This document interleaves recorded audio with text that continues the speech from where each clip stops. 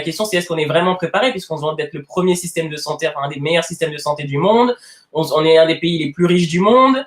C'est bien beau de mettre ça, on a l'impression que c'est une vitrine de publicité de nous dire ça, mais qu'en fait, derrière, comment vous gérez les choses, quoi. Comment vous anticipez, à quoi ça sert d'être un des plus grands pays du monde si finalement on est si petit au niveau de la gestion des choses, quoi. Ouais. Et là, je me suis dit, mais pourquoi pas poser les choses sur le papier et proposer quelque chose qui peut être travaillé de manière plus large. Donc, ça a commencé par la pétition, mais j'imaginais faire un manifeste et ensuite mettre un petit peu les gouvernements face à leurs responsabilités. J'aurais pu décliner ces 10 points du pacte et dire, mais quelles mesures existent déjà dans les pays qui pourraient s'inscrire dans ce pacte?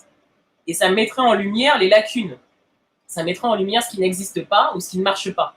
J'ai grandi à Villers-le-Bel dans le 95. Aujourd'hui, avec du recul, je me dis c'est vraiment catastrophique parce qu'on se dit on a 11, 12, 13, 14, 15 ans. Des bagarres de collégiens et de frères et sœurs et d'amis, il y en aura toujours, il y en a toujours eu. On les règle pas avec la police qui vient devant le collège pour gazer tout le monde. C'est incroyable, quoi. C'est comme ça que ça se faisait et ça se faisait souvent. Attends, c'est vrai ça, ce que tu dis? Ah oui, oui, non, mais clairement, oui, oui. Non, mais j'ai vécu. C'est-à-dire qu'il y avait une bagarre dans le collège et la police s'est intervenue?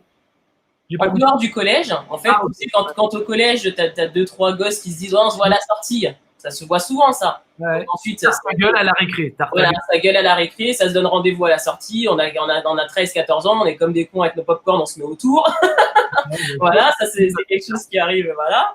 Et au final, les directeurs ou les directrices appellent la police, c'est-à-dire qu'ils sont pas dans la médiation ou dans la volonté d'arranger les choses entre collégiens. C'est la police qui venait et on s'est plusieurs fois fait gazer par la police. Et c'est avec le recul que je me suis rendu compte que, c'était pas normal et qu'en plus, on était très jeunes. Enfin, je veux dire, c'est pas comme ça qu'on règle les soucis. Beaucoup de gens qui se sont rendus compte avec le mouvement des Gilets jaunes que oui, on pouvait se faire ôter un œil, on pouvait se faire tirer dessus au LBD sans être dans une posture d'attaque vers les forces de l'ordre. Et quand bien même c'était le cas, ça mérite pas de perdre un œil. On maîtrise une personne, ils ont été formés pour.